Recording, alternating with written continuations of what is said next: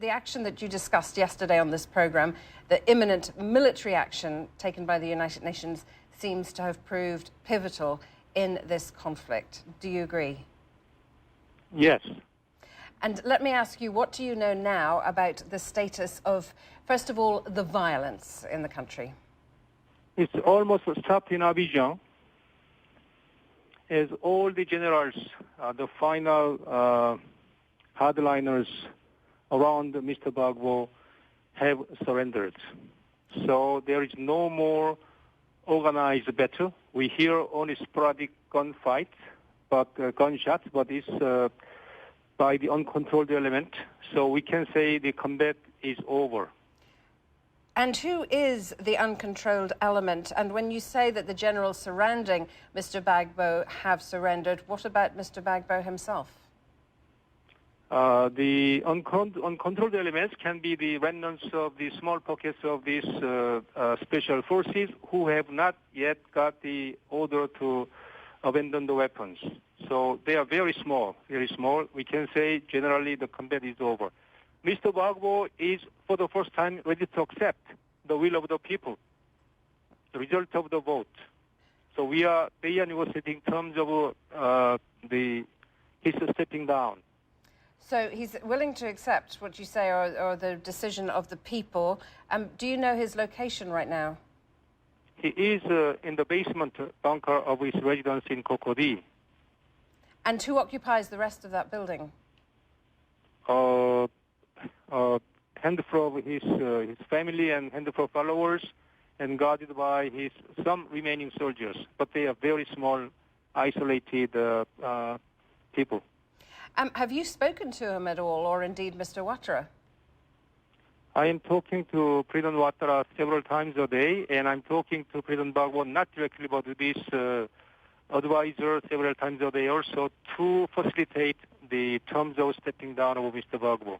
And in terms of facilitating the terms of Mr. Gbagbo stepping down, what can you tell us about that? What are you at liberty to say about the details of that? Location where he will be going to stay. That is the most important question. They are still talking between the two camps. And is he going to stay in the country? Is that the negotiating point? I would rather leave it to the camps to sort out. We are going to facilitate in terms of negotiation, as well as in case they arrive at the conclusion in terms of convoying with protection Mr. Gbagbo to that area. I understand you don't want to get into the details, but my question is Alassane Ouattara prepared to have Laurent Gbagbo remain in Ivory Coast once this conflict is over? I would rather leave it between the Ivorians.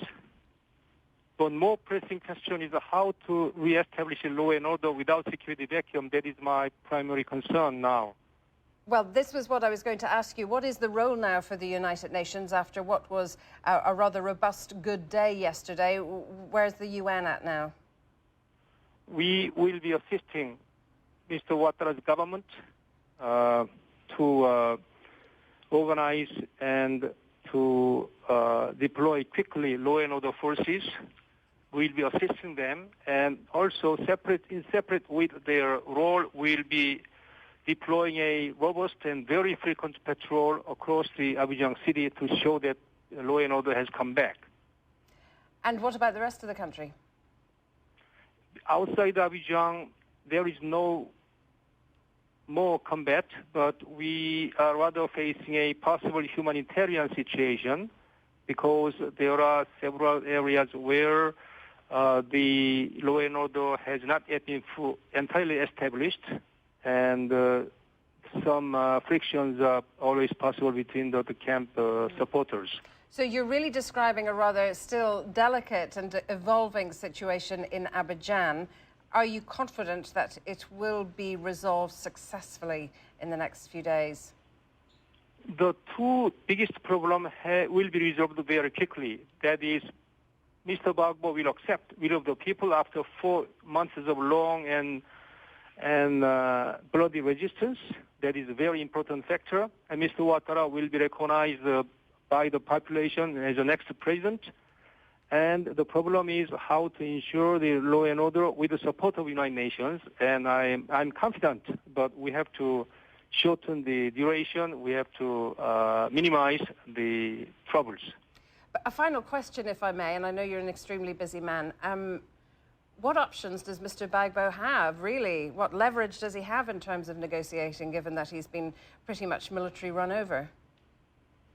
I don't know. He had many options right after the election defeat, but he squandered every card and opportunities. I don't know what does he have now.